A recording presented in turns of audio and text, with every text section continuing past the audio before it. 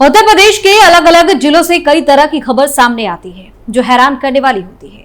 वहीं सीएम योगी राज्य में अपराध और अपराधियों को खत्म करने के लिए कड़े फैसले लेते रहते हैं। इतना ही नहीं, बीच बीच में सीएम योगी की तरफ से कड़ी चेतावनी भी दी जाती है और बहन बेटियों के साथ गलत करने वालों को सीधे यमराज के पास पहुंचाने की बात भी चर्चा में रहती है। वहीं यूपी में मौलानाओं की गंदी करतूत लगातार सामने आ रही है, जिसके बाद इनका तगड़ा इलाज भी किया जा रहा है।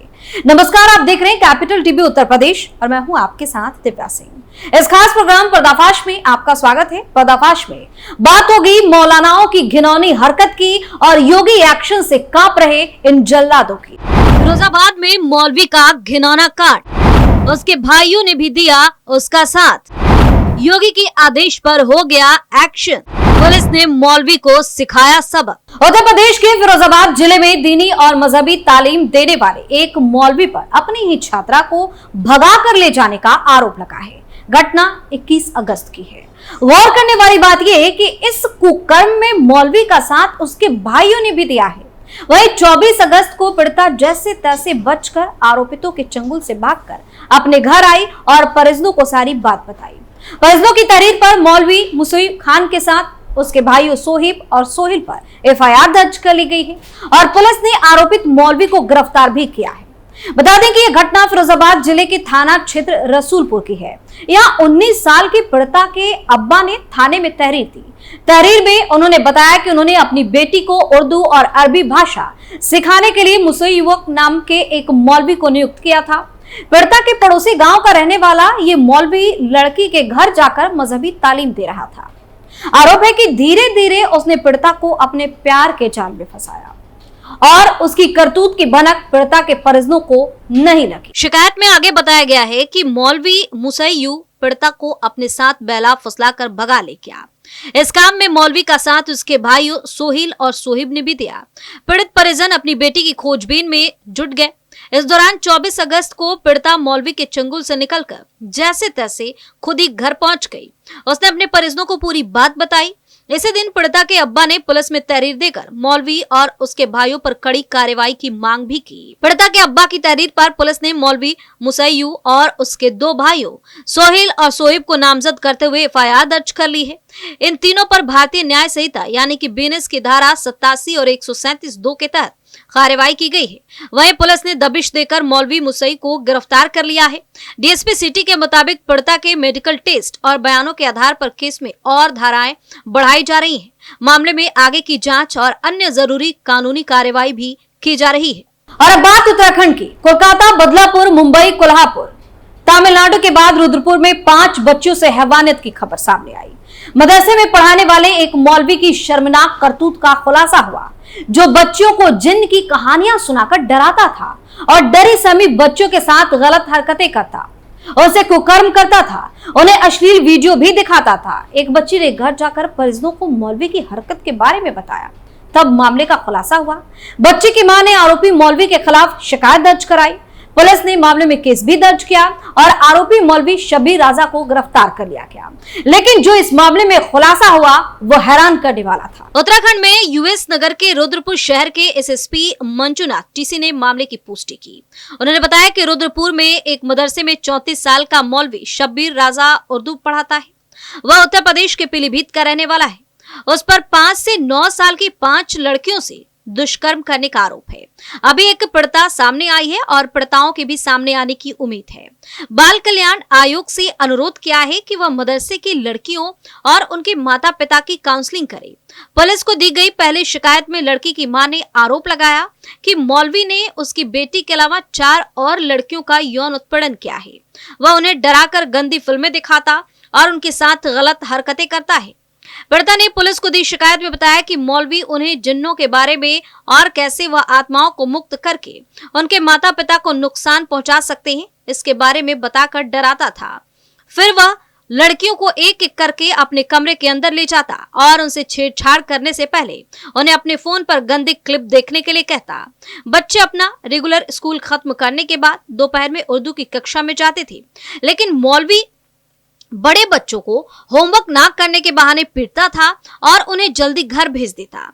बड़ी लड़कियों को वो ढेर सारा होमवर्क देकर भेज देता, जबकि छोटी लड़कियों जिनकी उम्र 5 से 9 साल की थी वो एक्स्ट्रा क्लास के बहाने उनको रोकता और उनके साथ फिर गलत हरकतें करता। इतना ही नहीं, मेरठ में 17 जून 2024 की खबर है। 10 वर्ष की मासूम के साथ मौलाना की हैवानियत का पता जब लगा तो सभी के पैरों तले जमीन खिसक गई। जिस बेटी को माँ बाप शिक्षा के लिए भेज रहे थे, मौलाना उस नाबालिग छात्रा से दुष्कर्म कर रहा था और इस पूरे काम में मौलाना की पत्नी उसका साथ दे रही थी।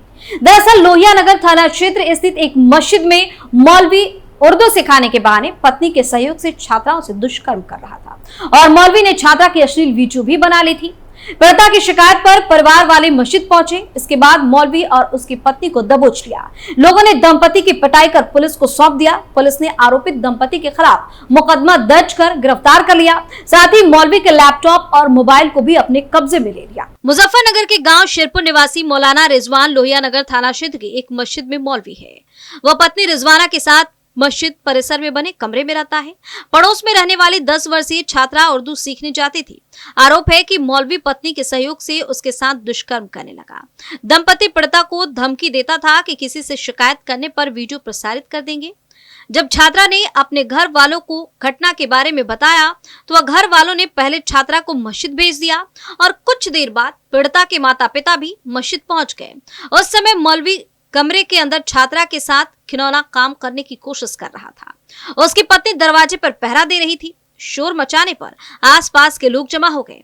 हकीकत पता चलने पर लोगों ने दंपति की जमकर पिटाई की और फिर उसके बाद पुलिस को सौंप दिया। और अब बात 15 मई 2024 की, जहां उत्तर प्रदेश के बदायूं से हैरान कर देने वाला मामला सामने आया। यहाँ दरगाह के पास दुकान लगाने वाले मौलवी के खिलाफ कई महिलाओं ने कुकर्म का आरोप लगाया। आरोप है कि मौलवी ने महिलाओं के अश्लील वीडियो भी बनाए। जिस मौलवी पर आरोप लगा है वो दरगाह के पास प्रसाद, चुनरी और चादर की दुकान लगाता है। पीड़ित महिलाएं दरगाह में रूहानी इलाज करवाने के लिए आती थी। आरोप है कि उसी दौरान मौलवी ने उन्हें अपने शिकंजे में फंसा लिया और उनका दुष्कर्म करता रहा। मौलवी ने इस दौरान वीडियो भी रिकॉर्ड कर ली। बता दें कि कोतवाली सदर एरिया के बदायूं दिल्ली मार्ग पर सूत नदी के किनारे बने बड़े सरकार की दरगाह आम दरगाह नहीं है, ये विश्व प्रसिद्ध दरगाह है। यहाँ हर साल उर्स लगता है और लाखों लोग इसमें शामिल होते हैं। ये इस क्षेत्र के मुसलमानों के लिए आस्था का केंद्र है और यहीं पर पीड़ित महिलाओं ने मौलवी पर सनसनीखेज आरोप लगा दिए। महिलाओं का आरोप है कि यहाँ मौलवी द्वारा इलाज के नाम पर हर दिन घिनौनी हरकत की जाती है। बताया जा रहा है कि पीड़ितों में कई महिलाएं हैं। यहाँ मानसिक रोगियों का भूत प्रेत के नाम पर रूहानी इलाज किया जाता है। साल 2019 में यहाँ का मामला सुप्रीम कोर्ट में भी जा चुका है। इस दौरान यहाँ से करीब 22 लोगों को जंजीरों में बंधा हुआ पाया गया था और उन्हें आजाद करवाया गया था।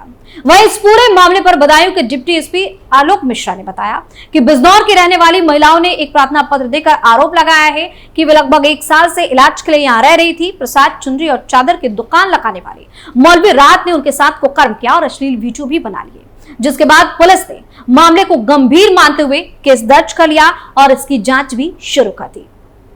तो यूपी में ही नहीं और भी कई राज्यों में इन मौलानाओं की घिनौनी हरकत जारी है, लेकिन यूपी में सीएम योगी के आदेश पर इन मौलानाओं को कड़ी सजा दी जा रही है। कभी दौड़ा कर तो कभी घसीट कर पुलिस इनको मारते हुए सलाखों के पीछे ले जाती है। पर्दाफाश में फिलहाल के लेता है। देखते रहिए कैपिटल टीवी उत्तर प्रदेश। नमस्कार।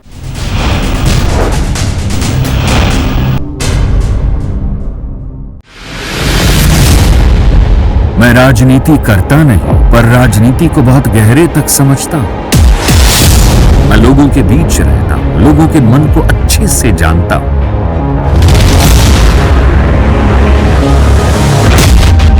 पब्लिक और पॉलिटिक्स की हर नक्श को खूब पहचानता हूं। संघर्ष की सियासत से सत्ता के सिंहासन तक मैं हर खबर से खरा सच निकालता हूं। न कोई दौड़, न कोई race. Capital TV, Uttar Pradesh.